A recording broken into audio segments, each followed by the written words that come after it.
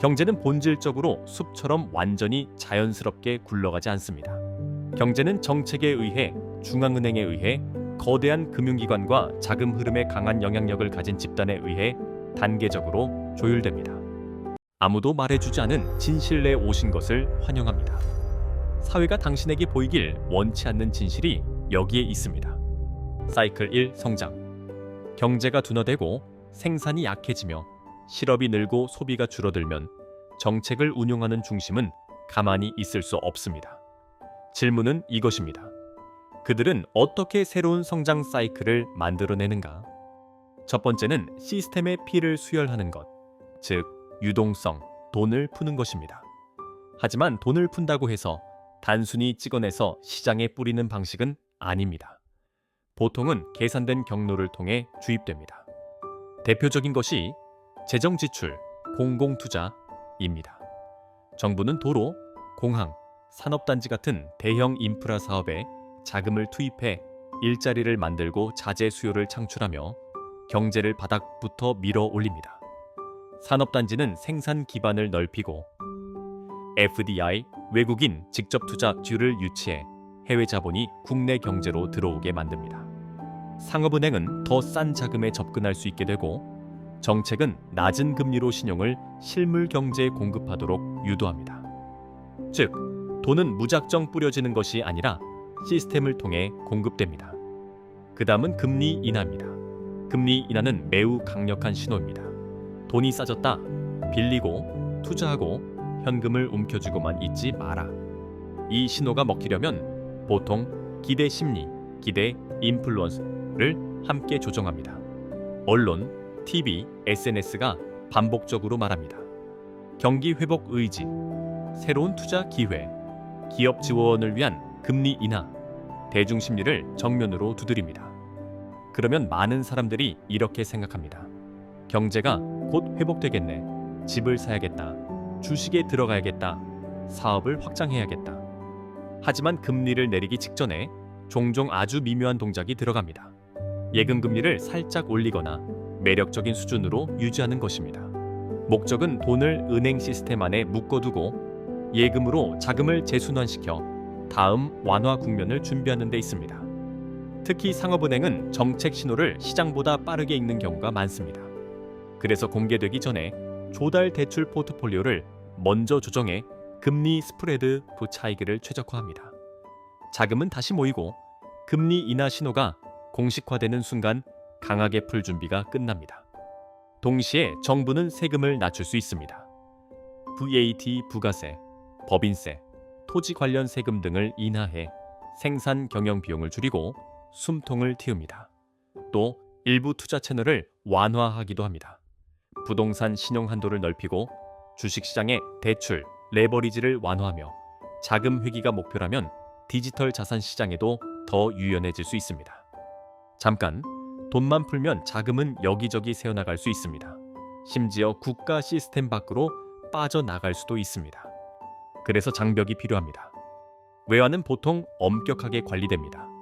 자유거래에 제한을 두고 해외 송금을 통제하며 때로는 공식 환율과 비공식 시장 사이에 괴리가 생겨 자금이 탈출하는 비용을 높입니다.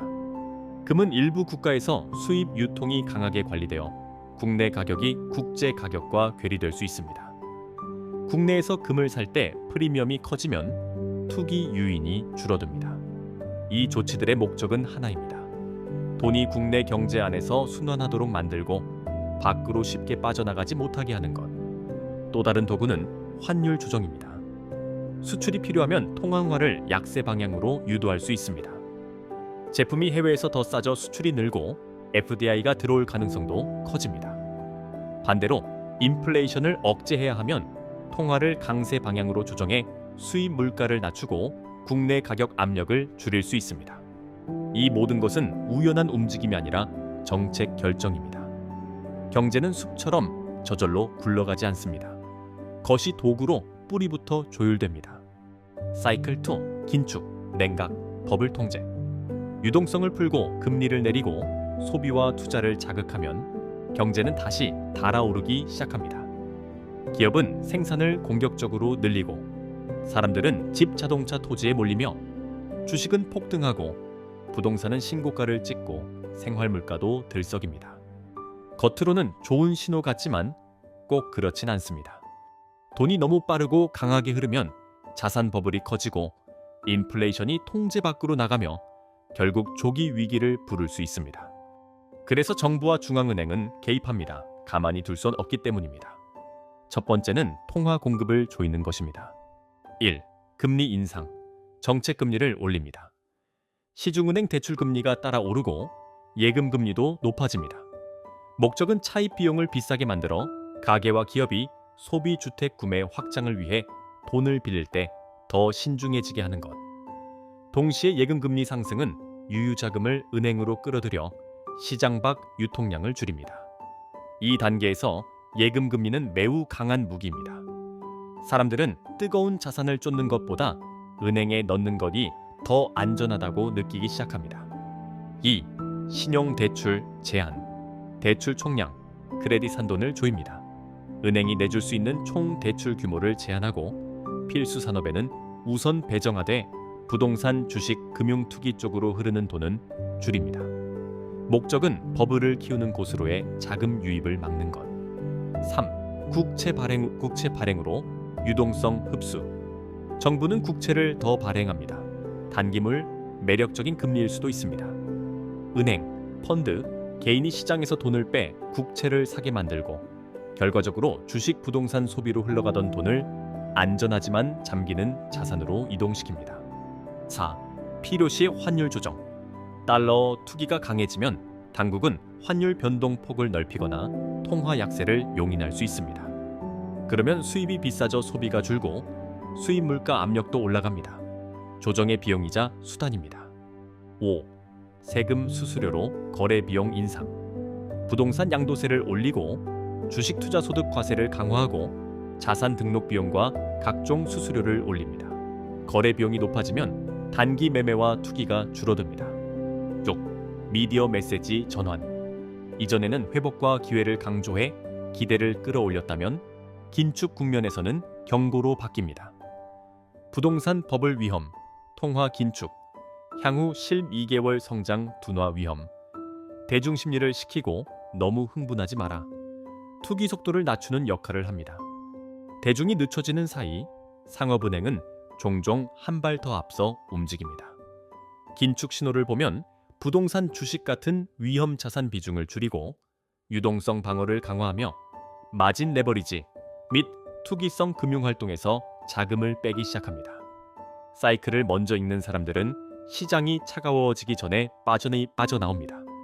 사이클 위의 목표는 경제를 서서히 식히는 것입니다. 붕괴시키는 게 아니라 버블을 통제된 방식으로 꺼뜨리고 금융은행 시스템을 안정시키며 다음 성장 사이클을 위한 새로운 바닥을 만드는 것. 다음 사이클, 위기. 이 단계에서는 인플레이션이 이미 높아져 있습니다. 소비자의 에너지, 서비스 가격이 빠르게 오릅니다. 실업이 당장 폭발하지 않을 수도 있지만 나쁜 신호는 새기 시작합니다. 실직이 달마다 늘고 정부는 지출을 조일 수밖에 없습니다. 비필수 공공투자는 크게 삭감됩니다. 예산은 보건, 치안, 기본적 사회 안전망 같은 핵심 영역으로 재배분됩니다. 동시에 정부는 부가세 같은 간접세나 특정 소비세를 더 강하게 올려 시장에 넘치는 돈을 흡수하려 할 수 있습니다. 심리적 충격이 큰 직접세보다 눈에 덜 띄는 방식으로 재정을 강화하는 효과도 있습니다. 중앙은행은 단호해집니다. 금리를 빠르게 올립니다. 때로는 0.5%, 1%씩 조금씩이 아니라 큰 폭으로 움직입니다. 그리고 신용을 전면적으로 조입니다. 부동산, 주식, 선택적 소비는 대출이 크게 축소되고 필수 생산 부문에만 자금이 우선 배정됩니다. 필요하다면 외환 보유액을 풀어 환율 급등을 막고 수입 인플레이션을 완화하려 합니다. 이 단계 정책의 핵심 목표는 통제 밖으로 나간 인플레이션의 속도를 꺾고 사회의 소비 투기 기대를 식히며 연쇄 부도로 금융 시스템이 무너지는 것을 막는 것입니다. 둘째, 기업 실물의 붕괴. 위기가 시작되면 기업의 전반적 풍경은 급격히 어두워집니다. 사람들은 지출을 줄이고 정말 필요한 것만 사기 때문에 매출이 크게 꺾입니다. 동시에 고금리가 장기간 지속되면 자본 비용, 조달 비용은 폭발적으로 상승합니다. 매출은 줄고 이익률은 깎이고 많은 기업이 버티기 모드로 들어갑니다. 이전에 빚으로 과열 성장을 했던 기업들, 특히 금리에 민감한 부동산 금융 같은 분야은 더 빨리 코너로 몰립니다. 이자도 못 내고 차환 돌려막기도 어려워지기 때문입니다. 그래서 기업은 어쩔 수 없이 구조조정에 들어갑니다. 대규모 감원으로 운영비를 낮추고 확장 프로젝트를 중단하며 생존에 필요한 최소한만 남깁니다. 동시에 자산을 처분합니다. 부동산, 주식, 설비 같은 고정자산을 빠르게 팔아 현금을 만들고 그 돈으로 부채를 갚습니다. 반면 체력이 있는 기업, 현금 흐름이 좋고 부채가 낮은 기업은 성급히 투자하지 않습니다. 현금을 쥐고 기다립니다. 시장이 바닥에 닿을 때 헐값 자산을 사냥할 기회를 노립니다. 셋째, 자산시장 피난처의 이동, 금과 달러. 금은 반드시 처음부터 폭발적으로 오르진 않습니다.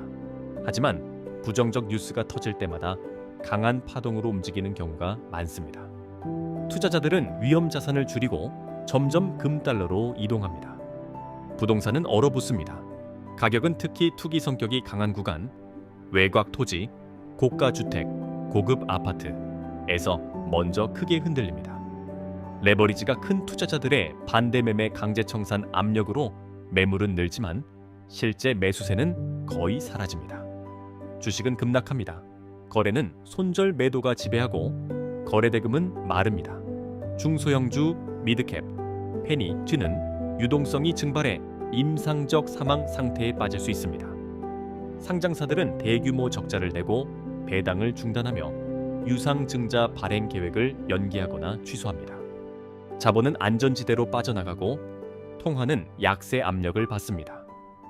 피난처는 대개 달러와 금입니다. 중앙은행이 달러를 풀어 환율을 방어해도 방어 심리가 확산되면 효과는 점점 떨어질 수 있습니다. 외환 통제는 더 강해집니다. 비공식 거래 단속이 강화되고 사치자의 수입이 더 엄격히 제한됩니다. 정책 전선, 피를 빼서 열을 내린다. 정책도 같은 방향으로 움직입니다.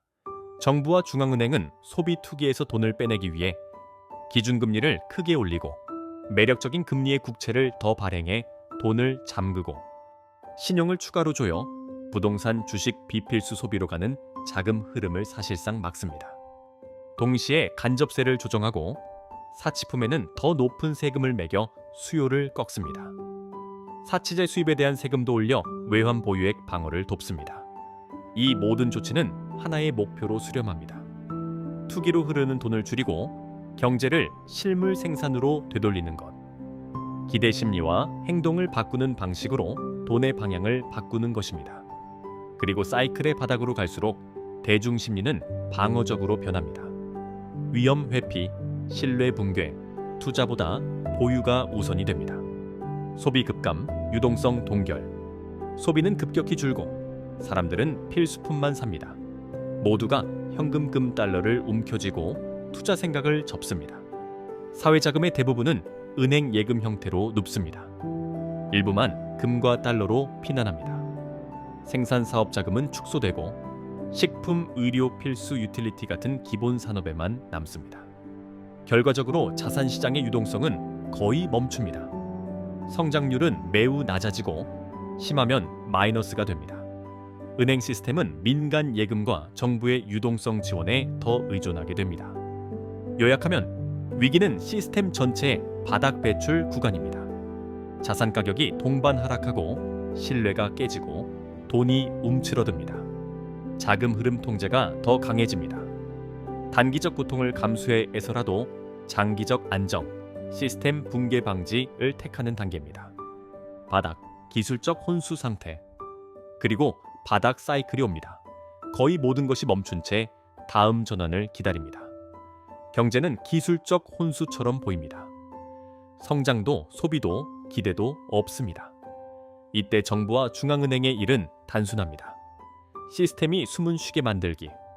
정부는 세미나 홍보 부차적 지출을 크게 줄이고 실업급여, 의료교육 같은 기본 지출로 옮깁니다. 재정 적자는 통제 가능한 수준으로 유지하려 합니다. 신뢰가 흔들려 신용등급이 떨어지면 국제 차입이 막히고 국가 부채 위험이 커지기 때문입니다. 메시지 전선에서도 위기라는 말을 피합니다. 거시 안정, 정책 지속, 인내 같은 표현으로 기대를 낮게 관리하되 공포가 확산되는 것은 막으려 합니다. 중앙은행은 무엇을 하나? 중앙은행은 금리를 수액처럼 천천히 내립니다. 대출을 폭발시키려는 게 아니라 시스템 전체의 자금 비용을 낮춰 통제되고 있다는 신호를 주기 위해서입니다. 하지만 너무 깊고 빠르게 내리진 않습니다. 실수요가 아직 회복되지 않았는데 버블이 너무 빨리 되살아나는 것을 두려워하기 때문입니다. 유동성 흡수도 가볍게 합니다. 단기채를 활용해 시장 유동성을 조절하고 돈이 시스템 밖으로 빠져나가지 않게 붙잡습니다. 동시에 환율 안정에 신경 써서 달러 쏠림과 자본 유출을 막으려 합니다. 이 시기의 핵심 목표는 하나입니다. 재구조화가 가능해질 때까지 시스템의 겉껍질을 안정적으로 유지하는 것. 기업의 바닥 생존법. 기업은 매출 붕괴, 재고 증가, 금융비용 폭증, 내수 수축, 해외 주문 무기한 영이라는 현실에 직면합니다. 대출이 되는 한은 살아있다. 하지만 오래 지속될수록 현금을 태우는 생존이 됩니다. 그래서 기업은 불가피한 선택을 합니다. 해고, 리스크 사업 철수, 핵심 인력만 남기고 나머지는 접습니다. 그리고 은행과 조용히 협상합니다. 원금을 못 갚으면 이자도 못 갚으면 상환유예나 구조조정을 요청합니다. 모든 과정은 침묵 속에서 진행됩니다.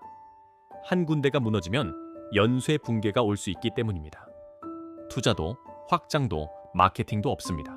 기존 주문과 필수 수요로만 버팁니다. 그 침묵 속에서 살아남는 기업들은 다음 사이클의 기반을 조용히 깔기 시작합니다. 생존자와 조용한 매집. 대부분의 소기업은 시장에서 퇴장합니다. 남은 기업이 살아남는 이유는 더 강해서라기보다 현금 흐름을 통제했기 때문입니다. 확장은 하지 않지만 내부를 재정렬합니다. 부채, 재고, 인력. 대대적으로 투자하진 않지만 파산한 경쟁사의 설비 공장을 조용히 사들입니다. 대량 채용은 하지 않지만 다른 곳에서 해고된 고급 인력을 선별해 흡수합니다. 그리고 이때 자금 여력이 있는 조직, 은행, 대기업, 강한 유동성을 가진 집단, 이 헐값 매수를 시작합니다. 유동성이 낮고 회복이 느리면 싸게 사는 행위가 더 쉽고 더 눈에 띄지 않기 때문입니다. 금은 피난 수요로 완만히 오르지만 시스템 유동성이 약한 동안 크게 폭발하긴 어렵습니다. 일부 지역에서는 수입 통제와 가격 괴리를 유지해 돈이 빠져나가지 않게 붙잡습니다. 부동산은 실거래가 부족해 가격을 매기기 어렵습니다. 은행은 매우 조심스럽게 대출을 내주며 정책성 실수요 구간만 제한적으로 지원해 출혈을 막습니다. 가격이 한 번에 폭락하지 않는 이유는 많은 것이 여전히 장부 위에 묶여있기 때문입니다. 에스바이가 실제 가격이 시간에 따라 더 내려갈 수 있음을 알지만 손절을 확정하고 싶어 하지 않습니다. 시장은 좀비처럼 존재만 하고 거의 움직이지 않습니다. 주식도 거래가 낮고 IPO도 없고 큰 파동도 없습니다. 마진은 줄고 레버리지는 눌립니다. 개인 신규 자금 F-세고는 사라지고 경험 있는 자금 F1이 아주 조심스럽게 분할 매집합니다. 작은 반등은 잔뉴스로만 살아남고 나머지 매집은 느리고 조용합니다. 금리는 기대를 이끕니다. 천천히 내려 충격은 피하지만 사람들로 하여금 내일을 생각하게 만들 정도로는 낮아집니다. 대중심리는 무감각해집니다. 공포는 줄었지만 희망도 없습니다. 모든 것이 잠시 멈춘 듯합니다. 주식, 사고 팔지 않는다.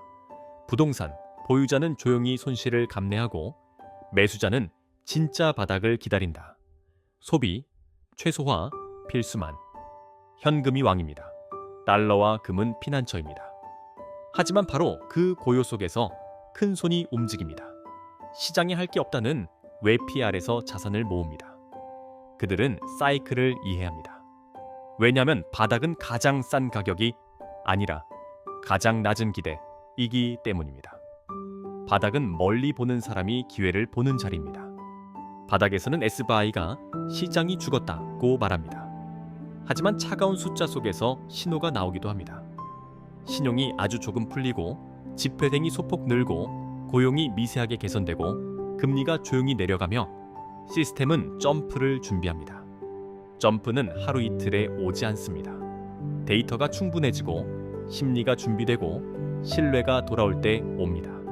그리고 그 순간이 오면 너무 강해서 밖에 있던 사람은 기차에 제때 올라타지 못할 수도 있습니다.